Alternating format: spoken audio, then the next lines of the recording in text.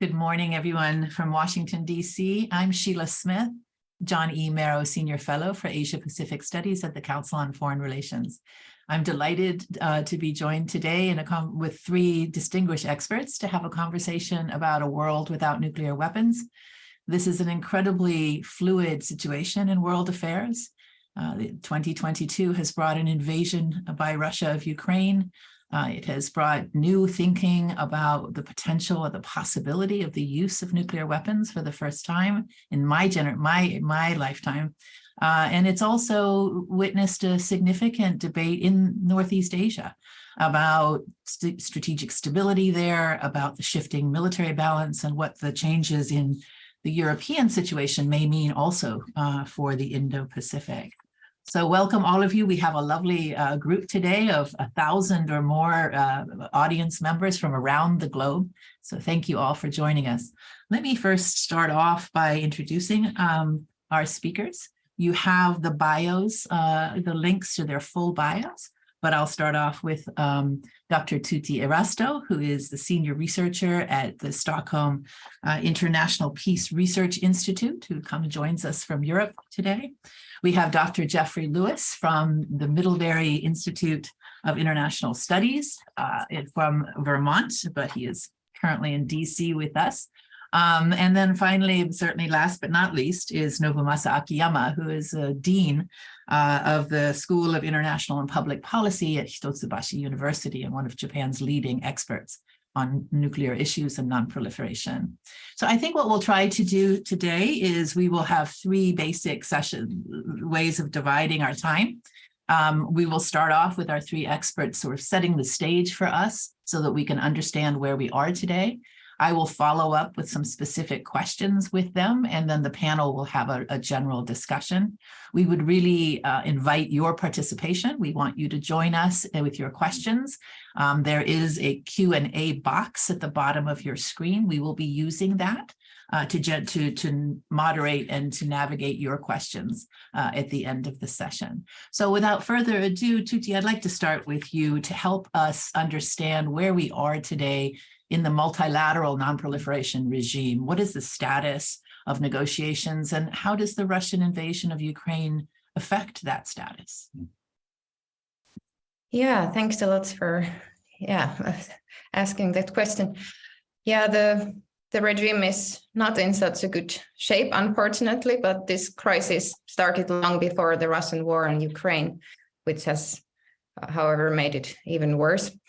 And the crisis mainly has to do with the lack of implementation by the so-called P5, the 5 permanent members of the UN Security Council, who also happen to be the 5 official nuclear weapon states in the Non-Proliferation Treaty. So the problem is there, the widespread perception that they haven't really met their disarmament commitments under Article 6 of the Non-Proliferation Treaty, the NPT, and this has eroded the legitimacy of the treaty and the credibility of the P5 commitments under the treaty. And this crisis is closely linked to the deadlock in the US-Russian arms control since 2010, the longest period when that was when the New START was negotiated and entered into force. And after that, we've had the longest period when there's been no arms control process between these two largest nuclear weapon states. So Russia and the United States still possess over 90% of the world's arsenals. And it's been commonly accepted that they have the main responsibility for making progress in nuclear disarmament. And of course, Russia's war on Ukraine and the explicit nuclear threats in that connection have made things even worse by seemingly dashing any hopes of resuming the long overdue bilateral arms control process. In addition, as some have argued, the war can be seen to validate the controversial argument by Kenneth Waltz that more nuclear weapons might be better The logic being that Ukraine wouldn't have been invaded if it had nuclear weapons. And the current situation has also eroded trust in Russia as a responsible nuclear weapons state that would only use nuclear weapons as a last resort and do its best to avoid nuclear war, as the P5 statement from January suggested. On the other hand, this is not the first time nuclear threats have been made in an irresponsible manner by a P5 member. In fact, there have been long-standing concerns about the threshold of nuclear weapon use lowering, not only in Russia, but also in the doctrines of Western nuclear weapon states. And we all remember the rhetorical escalation between the United States and North Korea during the Trump presidency, which also included explicit nuclear threats. In addition, neither the US nor the UK ruled out any options in dealing with Iran before the 2015 nuclear deal. So there were some implicit nuclear threats also there. The fact that nuclear risks are a structural problem built into the prevailing nuclear order and the very notion of mutual deterrence is kind of highlighted by this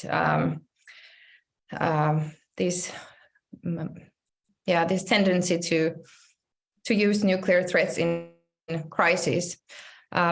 After all, deterrence essentially depends on readiness to use nuclear weapons regardless of the catastrophic consequences to civilians.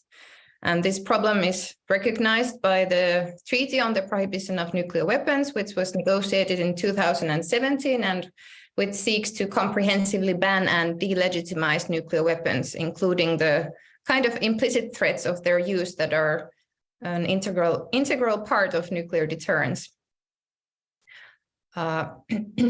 Russia's readiness to wage a conventional war of aggression and potentially also to use nuclear weapons has really transformed the European security landscape in particular. Europeans now increasingly rely on military solutions, including nuclear deterrence, in a way that seems to have taken priority over efforts to promote nuclear disarmament. And here it should be noted that Europe wasn't perhaps doing such a great job in promoting nuclear disarmament before either, because most countries in the continent have long been under NATO's extended nuclear deterrence arrangements, and 5 countries host nuclear weapons and 2 countries possess them. But extended nuclear deterrence has now gained new prominence. As you know, Finland and Sweden, 2 previously neutral countries that used to promote nuclear disarmament, will soon for the first time come to rely on nuclear weapons for their security. I mean, if their NATO applications are accepted. In this rather politicized and militarized context, disarmament has become almost like a bad word, whereas arms control easily sounds naive. Apart from making progress in disarmament unlikely, this atmosphere is also making explicit the double standards whereby some countries reserve the right for nuclear deterrence for themselves while basically delegitimizing it for others. So I think that in addition to the Waltzian argument about Ukraine, this current trend is also negatively affecting the non-proliferation norm. So to prevent regression to the Cold War mentality and the logic where arms raising prevailed over common sense, I think it would be essential that the perceived security benefits of nuclear deterrence are not taken for granted, but that the related risks are also properly understood. Because the truth is that threatening mass destruction doesn't necessarily prevent aggression, but it might make conventional conflicts even more deadly, or at worst, turn them into a global nuclear apocalypse. I can't pronounce this word. Apocalypse? Apocalypse. Yeah. This is also why it's so important to uphold strong norms against nuclear weapons and their use. And the NPT has been the bedrock for this, I mean, for the non-proliferation and disarmament regime and for the general norm against nuclear weapons. But I would say that the new treaty, the the TPNW, the Treaty on the Prohibition of Nuclear Weapons, is an important addition to it, particularly at this time when the NPT is lacking in credibility. So I think I'll stop here. Excellent. Thank you so much, Tytti. Let me turn now to Jeff to talk a little bit about Northeast Asia's dynamics, in particular the proliferation on the Korean Peninsula. So Jeff, over to you. Well, thank you very much for inviting me to talk about this issue. I think it's really probably one of the most important security problems we're facing at the moment. And I think the thing that I really want to emphasize is that there is really an extremely robust arms race underway right now in Northeast Asia. At some level, there are the nuclear programs of both China and North Korea, but kind of linking those nuclear risks to conventional risks is an incredibly intense arms race in missiles that's happening right now. And we tend to focus very much on China and North Korea's missile programs, but it's also the reality is that US allies like South Korea and Taiwan and now Japan are also developing and pursuing the acquisition of their own domestic missile capabilities. And this is, I think, a really profound change in the dynamic of the region, because what we are seeing is a kind of a interaction between nuclear programs on the one hand and now conventional programs. I think we see this really clearly, for example, in North Korea, where North Korea has invested extremely heavily in the development of short, medium-range nuclear weapons so that they can conduct preemptive strikes in the event of an invasion. Right? I think that they're very fearful of suffering the same fate that Iraq or Libya did, and their response to that has been to imagine the use of large numbers of short and medium-range nuclear weapons at the onset of a conflict. In South Korea, there's a real kind of sense of like, well, what do you do about a problem like that? And the best military judgment, I think, from the South Koreans has been, well, you can develop highly accurate missile capabilities so that you could actually kill Kim Jong-un and decapitate the North Korean regime so that it actually can't carry out such a strike.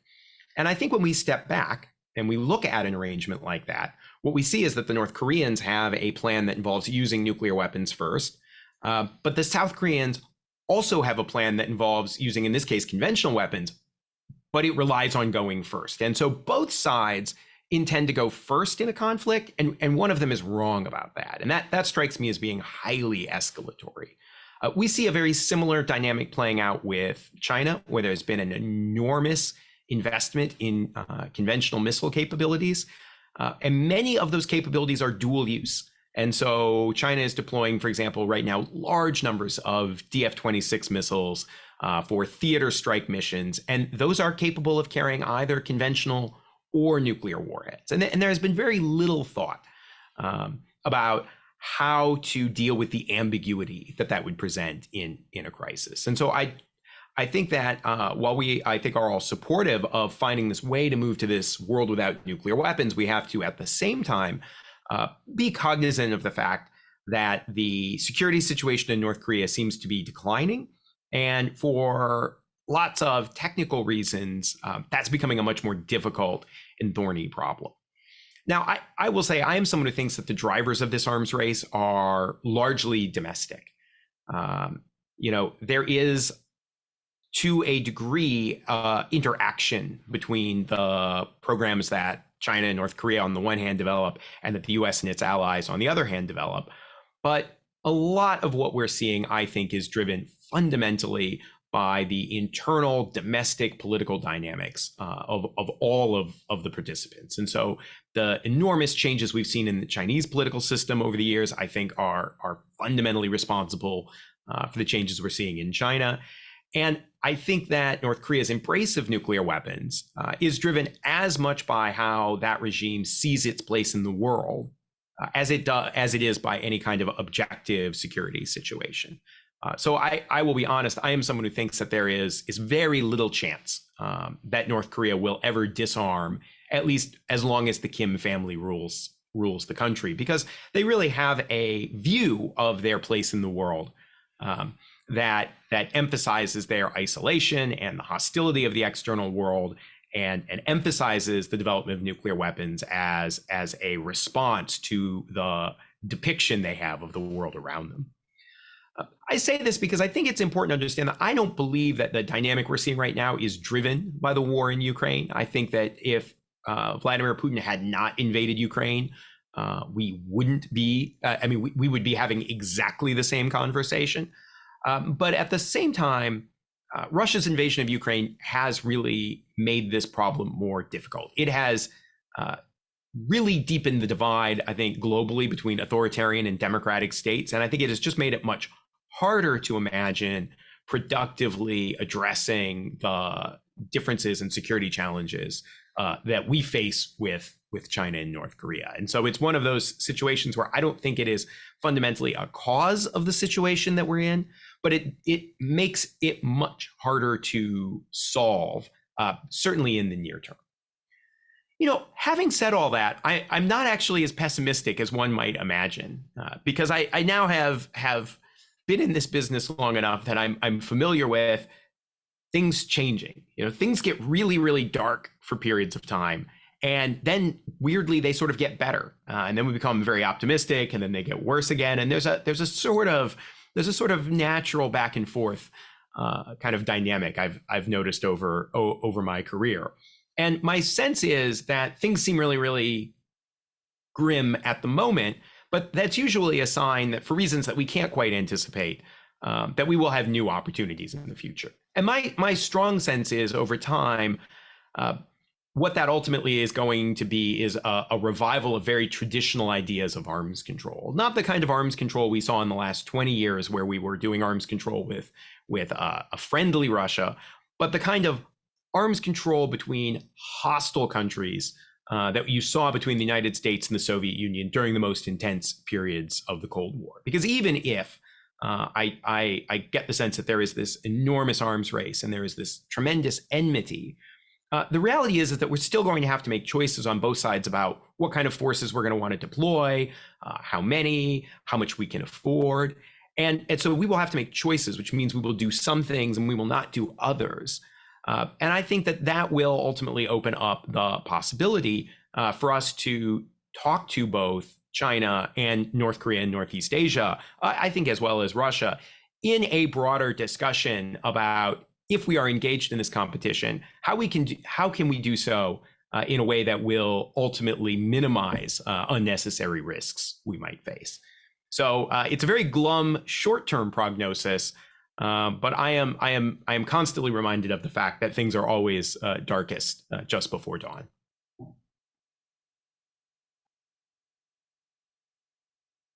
Excellent, and I do appreciate the positive ending to that presentation. Nobu, let me turn to you now. You are a member of the Eminent Persons Group that is going to advise not only the Japanese government, but also a group that is gathering in Hiroshima, hopefully alongside the G7 next spring, to refocus on this question, this goal of disarmament, nuclear disarmament in particular, given the Prime Minister's particular interest in this topic. Can you help us understand then how Japan is seeking to elevate this focal point, but also how Japan is seeing the security dynamics that Jeffrey laid out for Northeast Asia? Right, thank you very much, Sheila. Maybe let me begin with my take on what is the current security environment in East Asia, in particular, how our sort of situation is affected, probably mostly psychologically, by the war in Ukraine. I think the war in Ukraine prompted a concern in Japan of so-called stability-instability paradox, which is, mutual deterrence works at the strategic level between major nuclear powers. Namely, in case of Ukraine, it's between United States and Russia, and in case of East Asia, China and the United States. And it would raise a concern among mostly the US allies that that United States could be deterred by its adversaries, then being prevented from supporting its allies once regional conflict happens. So that was a serious concern. And I think, part of our society and part of South Korean society started to raise an kind of issue of nuclear sharing or indigenous nuclear options in order to increase the credibility of deterrence. And maybe we're going to have another, sort of later have a chance to further discuss on that point. But, that's kind of how, our psychology on security is affected. And so then what is actual, situation in arms race in East Asia? So I think Jeffery, partly pointed out, particularly about North Korea in detail, and China reportedly is going to increase its nuclear warhead up to 1,500 by 2035. And with regard to the balance of ground-based medium-range missiles, while China possessed almost 2,000, Japan and the United States have 0. So that also raises concern. This asymmetric capabilities at the theater level also kind of prompted concern in Japan as well. So as a result, Japan is moving to strengthen its own defense capabilities and to make the alliance more robust and mutually credible. But in the meantime, I think it is necessary for Japan to intensify its diplomatic efforts to reduce nuclear threats, shaping or guardrailing the strategic competition between China and the United States. So obviously, alliance with the United States is Japan's utmost national interest, and that would be best approach to reduce the threats or threat perception on the side of Japan. But at the same time, I think guardrailing the strategic competition so that it would not really escalate into the inadvertent escalation would be another interest. And that requires extensive efforts on the diplomatic side and maybe economic side as well.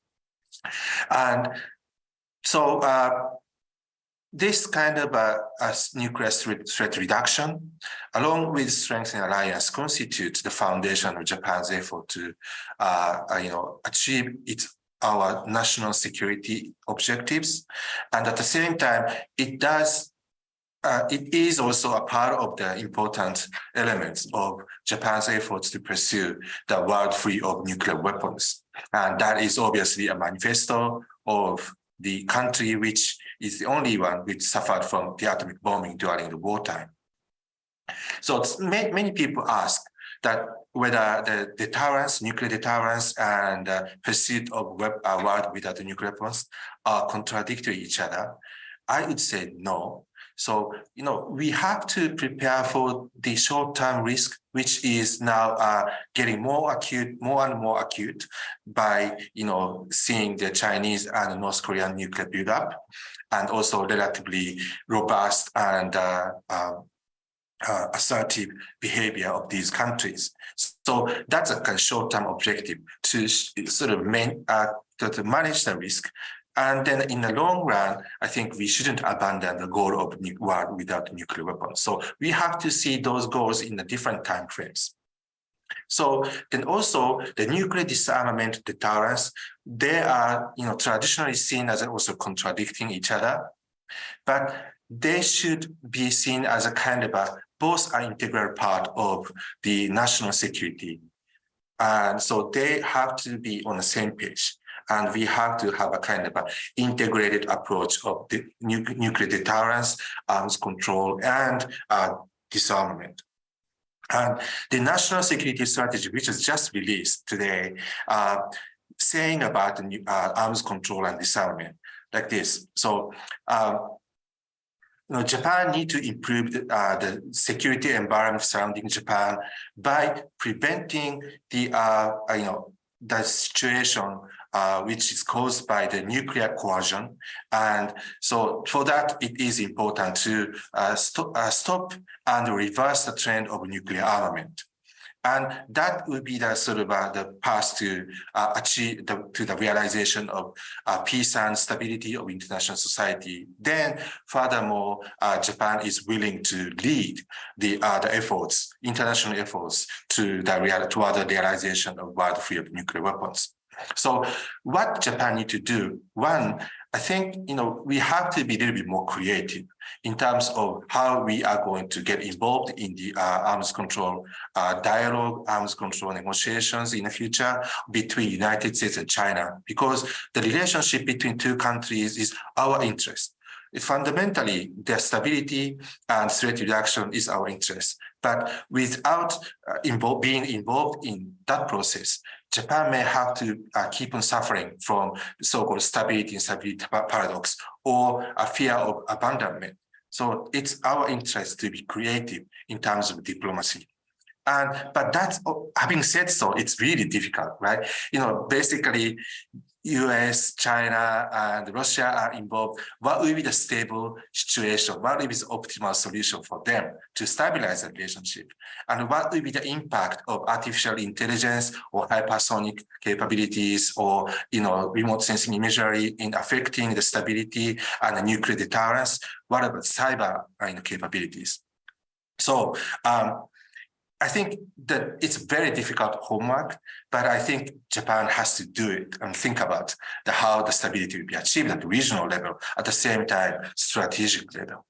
So I think finally, I would like to touch upon a little bit about the international group of eminent persons for a world without nuclear weapons, which is launched by Prime Minister Kishida. And first meeting was held last week. And I think the first meeting was mostly dedicated to identify what are the problems and priorities that international society should deal with. And so we made, I think, very good start to share some thoughts and concern problems, particularly like how we are going to address the nuclear risks and what are the role of multilateral disarmament machineries as Tytti mentioned, and also the regional, global kind of connections. So how regional security would affect global security and so forth. So I think I stop here, but I'm happy to further discuss on these topics. Thank you very much.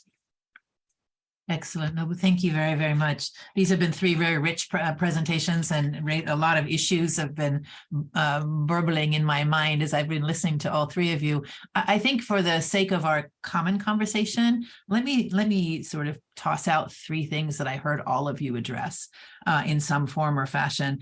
The one piece is obviously about enhanced security in the world that we currently live in, and this blurring of the lines between conventional and nuclear weapons is something that each of you alluded to. I think the technological piece, and again, the specifics of weapon systems is something we don't need to delve in too far, but each of you really did bring up the idea that we are no longer in this traditional conversation between the United States and Russia or the former Soviet Union. We now have a much more complex agenda to consider, and this blurring between nuclear and conventional capabilities and what they might mean for the sense of security of nations is really critical here.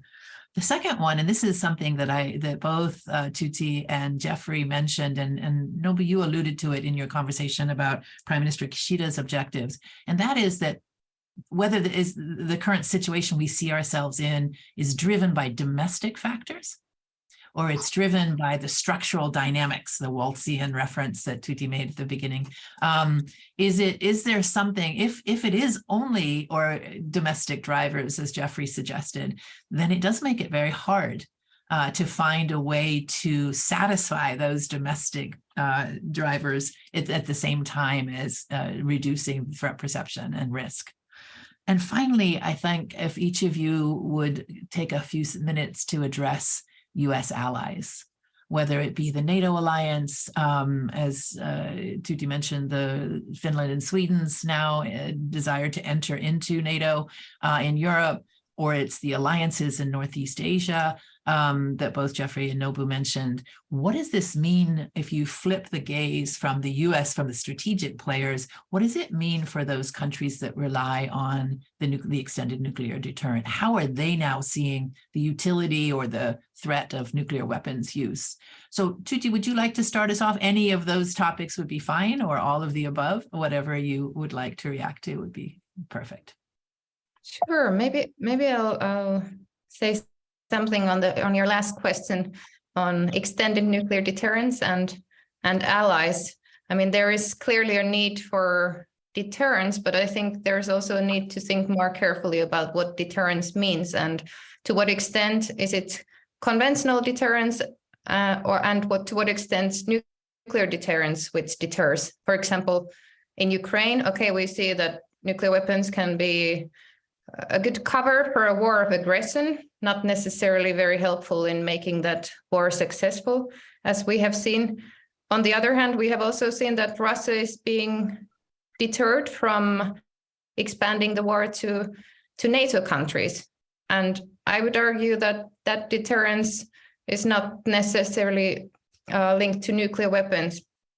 Primarily, I think it's a very, very different era from the Cold War times, although sometimes it seems that we have now gone back to that era because, okay, this is like controversial how to measure military balance, but I would say NATO and the US are conventionally superior to Russia. So why do we need nuclear weapons? Why do we need the doctrine, the first use doctrine, especially when we have seen how immoral it is to threaten other countries with nuclear weapons, especially when those threats are explicit. But even when they are implicit, it doesn't make them more immoral, especially when it's not the last option. Maybe that was more understandable during the Cold War times when Europeans were facing a conventionally superior Soviet Union. So yeah, to make it short, I would say that I think we need to think more about what deterrence really means. Could I just follow up, Tytti, with one small point, because this is something in Northeast Asia that at least it's not in policy discussions, but it's a little bit out in the open about whether or not it's time for US allies to think of a far more integrated deterrent. So the kind of NATO nuclear sharing, I think Nobu referenced that in his remarks. But we also hear undercurrents in South Korea, and not so much in Japan at the moment, but in South Korea of, well, maybe South Korea actually needs its own nuclear capability. I don't hear that coming from NATO countries. Am I right in saying that this is not on the agenda, so to speak, of the discussion in Europe, that nuclear proliferation as a means of enhancing security is not yet part of the NATO discussion or the broader European discussion? Yeah, luckily I haven't heard that either from Europe. And I mean, we have already nuclear sharing, five European countries that are supposed to be non-nuclear weapon states are hosting US nuclear weapons. But I think for a long time, it's been kind of agreed also by military experts that these weapons are not militarily significant. They are kind of it's more like a symbolic connection with the US. And in my view, you could build that symbolic connection to something safer. I mean, and there were many, at least prominent politicians before the first Russian invasion of Ukraine that were actively arguing for the withdrawal of these useless weapons from Europe. But already in 2000 after 2014, that discussion kind of died because not because these weapons would be more useful, but because it was politically more difficult to make these arguments. So I also don't think that bringing nuclear weapons to South Korea or Japan is going to make them safer. But of course, that's a matter of debate. Right, and it's the politics of that. The perception, as some of you have noted, the perception of threat is also feeding into the domestic politics in all of these countries.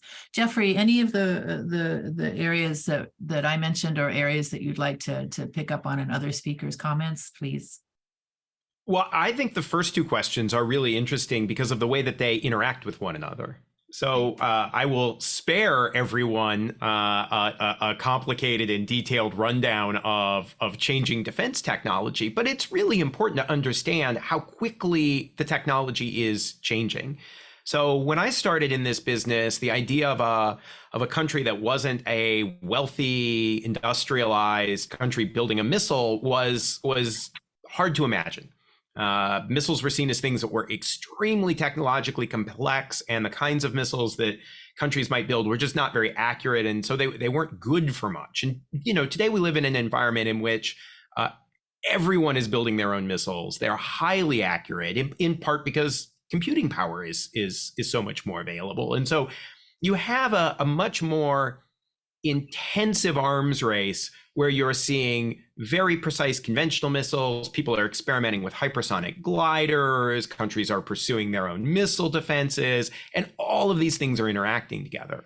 And what I think is so interesting about the current moment we're in is that because I believe all of this is being driven by domestic factors, I find there's actually very little strategic thinking right now among any of the countries about why we're building what we're building. I mean, we're doing it because we can, because it's seen as something that's new and something that is presumably going to be important in the future. But there's just, I find, a real need to recapitalize our strategic concepts. And so, I would say it's as simple as the Chinese case, where whenever I talk to my Chinese colleagues and I point out that they're investing really heavily in all these missiles, and they don't seem to be thinking about the ambiguity problem whatsoever. The reaction is still what ambiguity problem? Right. And so when you have these domestic factors driving it, it means you don't have strategic factors coming into play. And so one of the hopeful things I would say is that as an academic, we complain that no one listens to us, right? I write papers no one reads, but I am finding that there is a real hunger for new strategic concepts, and that is a thing I experience when I talk to people in government. And so it's a very different dynamic than it was in the past, because we are lacking strategic concepts, and I think our political systems want them and demand them. And so it really is an opportunity, I think, for us as scholars to think critically about what is the nature of the problem we're facing, and what are the implications of that for the policies that we'll pursue. Right. And just a follow up, because some of this need for new strategic concepts, my understanding is that much of the architecture of the post-war nuclear thinking came out in some ways of a conversation with the Soviet Union. I mean, it was arms control. The venue of arms control also led us to exploring each other's strategic thinking and the basis of that strategic thinking, and sort of forced a bit of discipline, not only in American thinking, but also obviously at the time on the Soviet thinking. And today that's a conversation we're not really having, as you pointed out in your example, so much with China. I mean, what and how do the Chinese think about the utility of this varied, new arsenal that they're deploying? Do you have any insight that they're not thinking about it at all? Is what I took from your comment. But could you go a little step further in helping us understand what you think we should be trying to engage China on in terms of understanding a little bit better how to calm, if you will, the strategic environment? Yeah, it's a really interesting question. One thing that I have spent a lot of time doing is rereading all of the first generation stuff, which is easy because some of those people were mentors to me, and so it's kind of a fun trip down memory lane. But it's also really interesting how hard it was for them. It was very difficult for the United States to engage the Soviet Union on these questions, and we focus so much on all the arms control treaties that came, starting with SALT and START. But one of, I think, the most interesting periods is when the Johnson administration tried to reach out to the Soviet Union, and really literally began making the argument that ABM systems would fuel the arms race. And the Soviet Union, which would later come to be a fierce opponent of ABM systems, their leaders were baffled by this argument. They thought defense was good. And so when I think about how hard that was, I do think that starting with senior level discussions may be the thing that we need to do. And we've had much more of a different approach, imagining we could start with working level discussions because we inherited that from the Cold War. But I think we have forgotten how difficult it was to build. And I'm not completely glum about this situation. I think we are in an arms race period. I think it is very hard to imagine President Biden sitting down with either Vladimir Putin or Xi Jinping at the moment and having that conversation. But I think it was extremely hard to imagine that the day after the Cuban Missile Crisis, too. Yeah. And it wasn't too many years later before, Johnson is sitting with Kosygin at Glassboro and giving him the hard sell. So I think that in the end, if we are clever about thinking about the nature of the challenge we're facing, my sense is that eventually at senior levels, there'll be an appetite for this. And then if senior leaders set that expectation, then I think you'll see bureaucracies be much more responsive than they have been to date. Yeah, excellent. Thank you. Nobu, any of the questions that anybody has been delving into here, I was particularly struck in your presentation by your focus on the regional balance. And we often think of disarmament as a multilateral global enterprise. And of course, the nuclear powers, the P5, have the priority here. But again, I think what we're seeing is a crumbling of that idea that it's all global strategic versus on the ground, alliance-driven strategy on the part of the United States. The regional balances do matter. And I wonder if you could help us get an understanding of what concepts you think we could use then to link that to the larger enterprise of nonproliferation. Sure.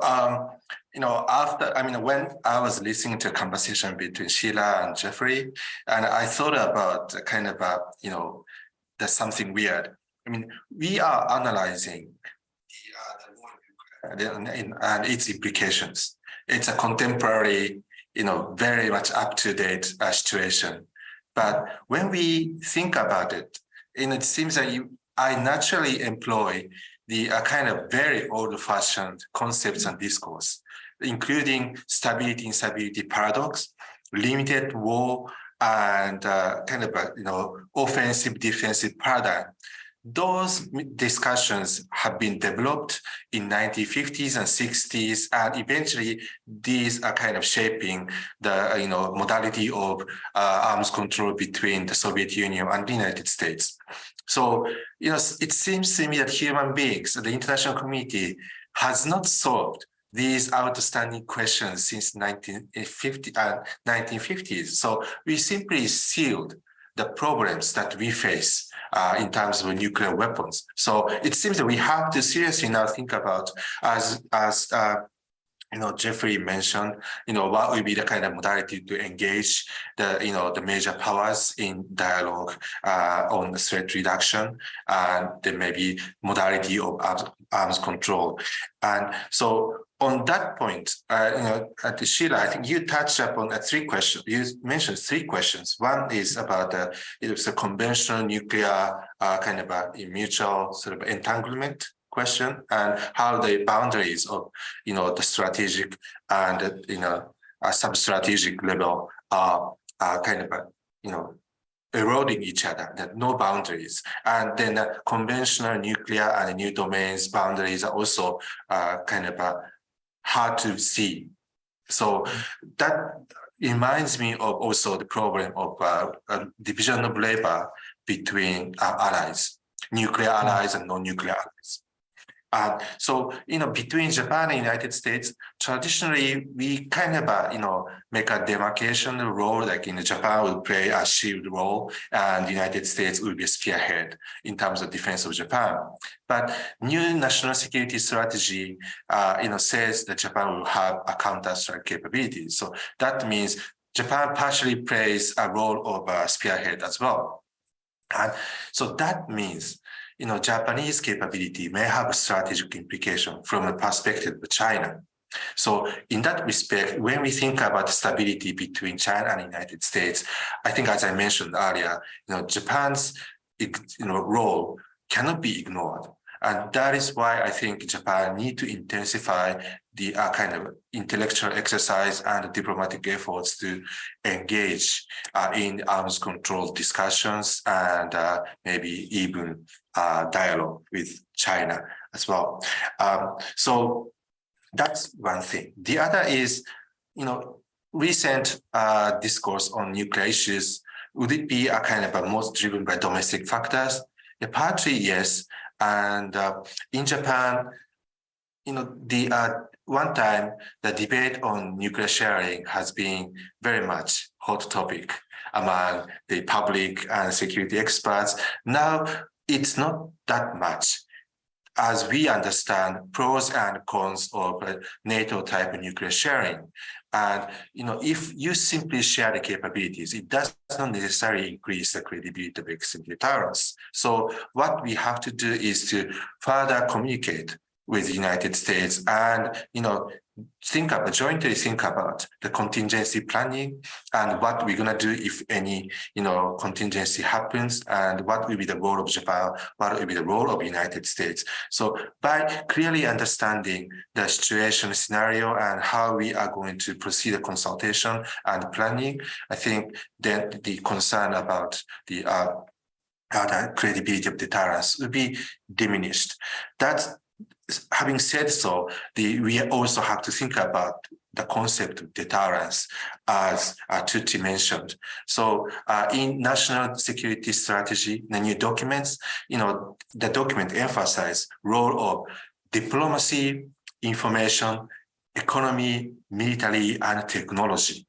So I think we have to build the kind of comprehensive architecture of deterrence so that dissuade adversaries that also they don't feel that they are going to achieve their strategic goals if they are trying to mobilize their capabilities and coerce us with the nuclear weapons. That's how we are going to supplement the nuclear deterrence with the other elements of kind of integrated deterrence. Excellent. Thank you, Nobu. I could do this for the rest of the day, but we have an audience out there, and I see that their questions are starting to come in. So I'd like to transition now. We can continue these themes as we see them evolve in the Q&A session, but I'd like to introduce you to some of the things that are on the minds of those in the audience. So one of the things, obviously, is that the United Nations has been such a central player as we think about nonproliferation, and as we hold the conversation on disarmament. The NBT conversation, of course, evolved through the mechanism of United Nations diplomacy. The one question one of our listeners has is, how can the UN effectively promote nuclear disarmament? Despite the idea that sanctions for proliferation are not binding, and the Security Council today, especially in the wake of the Russian invasion of Ukraine, seems to be basically dead in the water. So it seems that the Security Council has lost in some ways its consensus on the role for it to play in non-proliferation. So let me reverse the order a little bit and start. Maybe Jeffrey, would you like to tackle the role of the UN and what its status should be, could be, if we have a rethink? Well, I'm mindful that the UN is a building, and what really matters are the politics that play out within it. And so, to the extent that we are seeing, I think, after the invasion of Ukraine, again, what I think is a deep cleavage between democratic and authoritarian states, it seems like in at least the near term, things are just going to be much, much harder.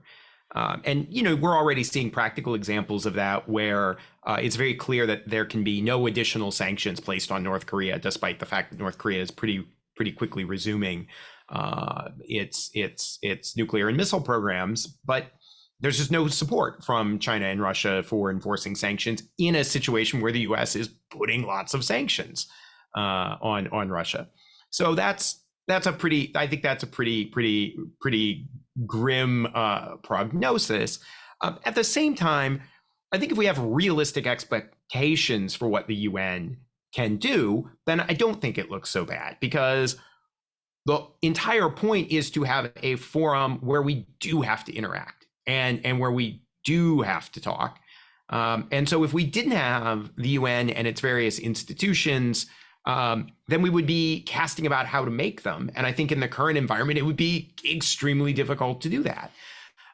So, you know, my sense of this is that these institutions are valuable because they provide fora for us to discuss things. They often provide, you know, technical and institutional support. And so if we keep in mind that these are assets that we have for the moment when progress is possible, then I think that changes things. So, you know, not that it's a part of the UN, but the example I think of that's very similar is the Comprehensive Nuclear Test Ban Treaty Organization. Right. I think it's very unlikely the U.S. Senate will ever ratify the CTBTO. I'm extremely worried about a resumption of nuclear testing. And so there's, at some level, very little the CTBTO can do. On the other hand, having in place a very effective global monitoring network, having in place the ability to do inspections, is this opportunity that if we have the moment to seize it, is an incredibly useful thing to have. And so that's really how I look at international organizations in general. Great, thank you. Tytti, I wonder if you could help us evaluate the UN role. And are we right to think the UN today has been hobbled by the Russian invasion? Or as Jeffrey pointed out, there's technical expertise, there's organizational capacity, there's other ways the UN contributes.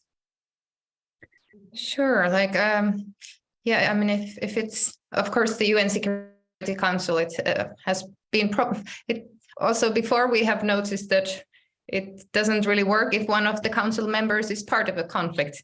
So, I mean, it has always had that limitation, but when it, I mean, the question was also about disarmament, and yeah, I think these treaties that I mentioned before, the non-proliferation treaty and also the new treaty on banning nuclear weapons, I mean, they are important for upholding the norm against nuclear weapons. And even if now Russia seems to be breaking norms, at least it's better that it's trying to justify it, even if we're not convinced, but still, I think it's better to try to at least to justify what you're doing in terms of the norms than completely disregarding them. And again, like Jeffrey said, it's important to have this forum where, like the NPT, where everybody is in the same room, even if they don't agree on anything or produce consensus final documents. So in that sense, the UN is important, and there's also the General Assembly, which is important and plays I guess, a bigger role when in cases where the UN Security Council doesn't agree on things. And on sanctions, I don't think they are really relevant for disarmament, because I mean, there are sanctions against North Korea, but I don't think they will be the answer to disarming North Korea. I mean, it's when the country perceives that they have a strong security need for nuclear weapons, like economic, they are ready to suffer the economic consequences. And I wouldn't necessarily say that sanctions against non-proliferation sanctions are that effective either. I mean, it depends, although we talked about domestic factors, but still, I mean, at the point when a country decides to actually cross the nuclear threshold, I think there is a strong security logic behind it, whether we agree with the logic or not. Although afterwards, all nuclear weapons have made, then after developing those weapons, they have made it into part of their national identity, which is then very hard to undo. Thank you, Tytti. Nobu, just very briefly, if you could, Japan's voice in the UN on the issue of nuclear disarmament has always been catalytic in a way. It's always been not only the government's voice, but also civil society's voice. Do you still see that the United Nations is effective? Do you see that as being contradicted by anything that you mentioned about the regional dynamics? Or do you still think that Japan will look to the UN specifically as the venue for its pursuit of a world without nuclear weapons. And you might be muted, Nobu. Yeah. Right. Thank you. So probably we have to have a little bit flexible way of thinking, right? If we focus on the enforcement of sanction or enforcement of rules and punishment for the violations, probably UN is not really best suited, and there is no way in the world that enforcement is strictly in place. So, but we will be a little bit more flexible about the utility of multilateral diplomacy. So, if you see the resolution to criticize Russian invasion at the National UN General Assembly, right? It's overwhelming number of member states voted for the resolution to criticize. Of course, some other issues are divisive, but at least it is a demonstration of the entire international community's will. And that actually reinforces the global norms. Of course, norm is weak. Many people, some are broken, as Russia does. But if we think about the international order for a long-term period, it is important to repeat that kind of actions to reinforce and so reaffirm the importance of international norms. And that kind of repeated efforts is a very important part of it. And Japan will be the member of the Security Council of the United Nations from January. And so, of course, and the first topic that Japan picked up is rule of law in international society. So I think that is a good move. Of course, I'm not kind of speaking on behalf of government, but rule of law is a very important foundation of how international order should be maintained. So it is important for us to kind of utilize any multilateral occasions to reaffirm the fundamentals and principles of how we kind of enjoy the stable international order. Thank you.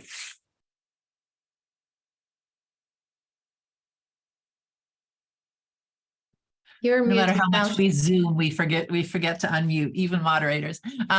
So I forgot to mention that question was presented from a lawyer from the Philippines. We have another question, which is kind of fascinating. And this comes from a PhD candidate in India. And the question here is, how can Asian countries collaborate or develop a solidarity plan which is needed in the face of the growing nuclear threat in the region? So a regional solidarity plan. Nobu, you just spoke, but I'm going to come back to you since it's a regional question. Do you see, how would you see this as being a way forward for the Indo-Pacific? Thank you. It's very difficult. And the solidarity of all members of Indo-Pacific sounds really almost impossible. I think about North Korea, think about China, Japan, India, ASEAN, and if we could talk about Indo-Pacific, African countries and Middle East as well. So, question is solidarity for what kind of foundations, what kind of principles? So we have to seek the principles that at least we are able to kind of jointly appreciate. And so I probably might repeat my kind of statement in previous answer that, rule of law or some foundations of principles of the world order will be a nice one, right? When we talk about free and open in the Pacific, it is pretty much controversial from the viewpoint of China. So we are not able to enjoy that consensus. But at least, if we are going to think about solidarity plan, maybe, kind of basic values that we have to seek. But at the same time, I think, every country has its own national interest. Japan and India are probably similar, but still we have a divergence in several points. For example, Japan the group of sanction enforcement against Russia, and India is not. And I think we have to respect the differences. But at least what we have to find is the common ground to maintain the international order and important elements and the kind of principles that we have to really uphold so that our world will be fall apart. So I don't think there is a kind of concrete kind of answer to that, but I just want to kind of confirm this foundational principle. Thank you. Let me just say, Jeffrey or Tytti, would you like to weigh in on the Asia Solidarity Plan, or should we go to the next question? Tytti, no? Yeah? Maybe Okay. I could say just quickly that I think I like the idea, and it could mean many things, I guess. I mean, you could be creative here too. I mean, there was this process in Europe, which was,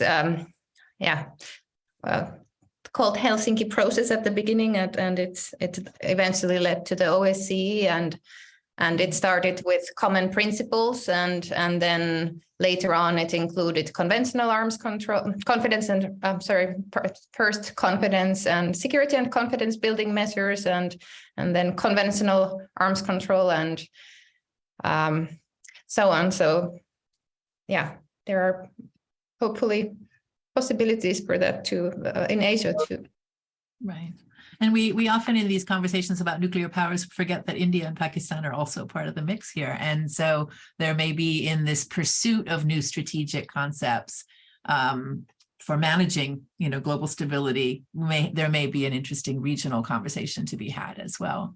One more question from the audience here, and this is from a consultant from the United States, so it's more specific to the United States.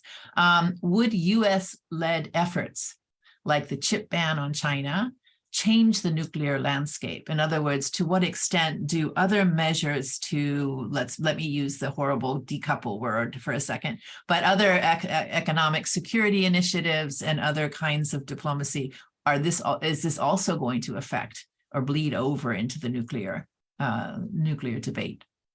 Jeffrey, would you like to try leading us off on that one? Well, sure. There is a whole set of questions about whether or not technology denial strategies will make a difference for China's capabilities, and I think the answer is we don't know. What I do feel relatively confident in saying is it's probably only going to be effective in a short or near term. Over the long term, I think that the fundamental problem we have is that the Chinese economy is growing dramatically, and that is leading to a real change in our relative power balance. And so, I understand the appeal of technology controls, but it strikes me that that's not what causes the U.S. to prevail in the Cold War, right? It's the fundamental rot at the heart of the Soviet system. And so if China is able to continue to sustain this growth, we're going to have fundamentally the same problem, which is that our domestic politics and their domestic politics seem to be pushing us apart.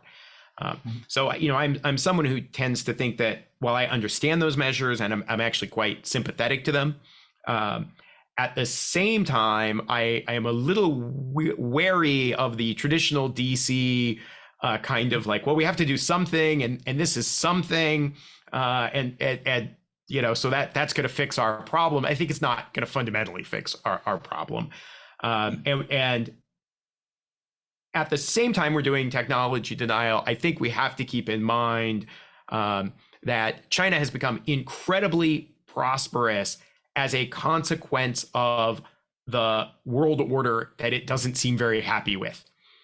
Right. Which is, not unlike some other countries in the past that got incredibly rich from a world order that they were complaining about. And I think part of our long-term strategy has to be to find a way to build a constituency in China for not overthrowing this order on which I honestly think their prosperity heavily depends. And so I don't want to draw the other analogies like so directly, but again, it's why I emphasize the primacy of domestic politics. If you are a Chinese leader and you look at the international system, I think it is equally plausible that you could look at it and say, actually we have it really good. And we don't need to overturn the system, just as it is that we're seeing this kind of different argument coming from the people around Xi Jinping.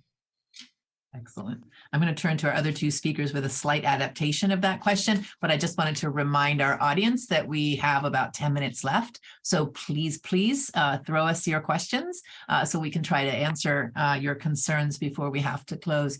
Tytti, one of the things we didn't talk about today and is European perceptions of China and the kind of systemic challenge that China poses to the global system. You can answer in terms of the economic security premise of the question, or just more broadly, what is your thinking about how to engage China, either directly in disarmament / arms control discussions, or in a more broad sense of, how do we manage the global order together as much as we can with in pursuit of stability? Do you have a sense of the European debate on that? I think, yeah. In the past year, the debate has been so focused on Russia that I think people have forgotten about China a little bit. I mean, not forgotten, but it's in the background. And of course, there's also the geographical distance. So it looks very different from Europe than from East Asia. But maybe I'll comment on the arms control aspect, because that's what I'm mostly working on. So I think it was encouraging that Biden and the Chinese leader, they agreed to, it was last year when they, according to reports, they agreed in principle to start a strategic stability dialogue, the kind of dialogue that the United States and Russia also had, which was then suspended with the Russian invasion of Ukraine. But unfortunately, that plan hasn't gone forward as far as I know. So I think that would be a good place to start talking about arms control with China. I mean, not necessarily arms control, but about mutual concerns, and maybe build on that. And of course, the problem for arms control with China is that its arsenal is so much smaller than the Russian and the US one. But maybe, yeah, because nuclear and conventional weapons are, I mean, there are interconnections. So maybe I think that could work if there would be something in it for both sides. If both sides felt that they would benefit from an arms control treaty, then maybe China might be interested in the future as well. Excellent, thank you. Nobu, again, related to the question, but not directly specific to the specific question that the US audience member asked, but Japan has just passed legislation on economic security. It too is beginning to think about finding ways to prevent technological transfer, and also to friendshore Taiwanese semiconductor plants on Japanese soil. Where do you see this economic security conversation in Japan overlapping with your broader sense of the strategic aims? Thank you. I think we have to distinguish this question into two parts. One is whether this kind of economic decoupling will affect the nuclear competition or not. The other is how, in a strategic competition in broad sense, will be shaped by this economic security, questions. And for the former part, I think the impact is not so much. And of course, as Jeffery said, I think in the short term, China may face some shortage of supply of parts and equipment, but I don't think that will be the kind of prolonged, the issue for China. They are going to catch up or cover up the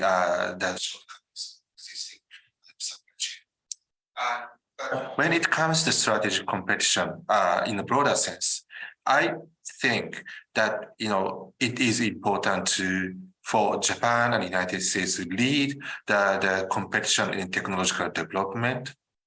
But at the same time, China is also thinking the same way. For example, quantum computing development, I think, some people even said China is leading.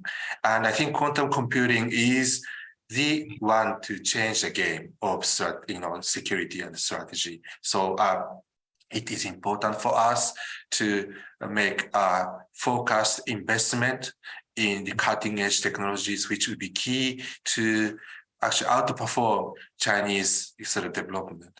And so as a national security strategy document outlined, technology is one most important decisive factor to shape our strategy. And also, if we are going to engage in a competition in a symmetrical way, China has more flexibility in allocating their financial resources into military competitions. So in a sense, we are sometimes criticizing China for changing the game of international system. But in order for us to keep on leading, probably it is for us to change the game constantly so that we are able to lead. But I know having said so, it's very difficult to do it. So I don't have any really good answer. I'm not smart enough to provide you a different answer, but that's how I see it. Thank you. Thank you. So I'm going to ask one last question of our panelists, and it's going to be informed by 2 questions, but really comments that I'd like to share with our panelists from the audience. So 2, both of whom are Japanese students, and one has to do with North Korea specifically, which is there's been so much attempted dialogue and denuclearization with North Korea. And why do we actually think that there is going to be any progress here? Because they clearly don't seem to want to talk. And similarly, the second student raised the example of the Russian video of the ICBM being loaded into a silo launcher, and similarly somewhat skeptical that Russia is willing to talk to us about any kind of disarmament, but the escalatory dynamics here are really what the second student wanted to point out. So it seems gloomy, and I know all of you have tried to look at the bright side in your remarks, but I'd like to end us on the bright side if we could.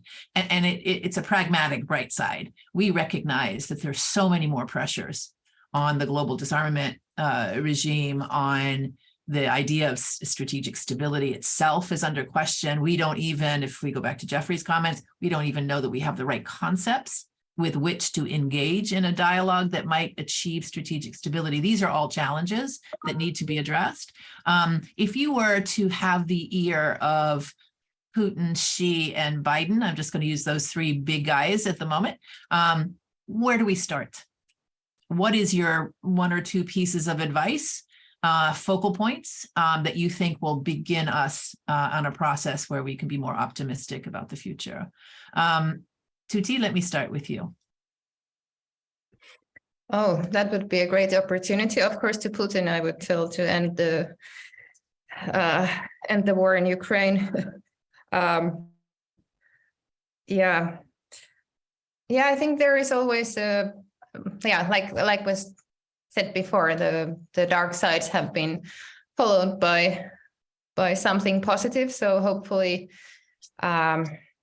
this will create political will, which is, I think, the missing ingredient in launching these arms control or nuclear risk reduction processes. So I think it's possible to reverse these negative cycles if there is political will and also a will to understand what the other side's concerns are, because if there are to be negotiations, both sides need to benefit ultimately.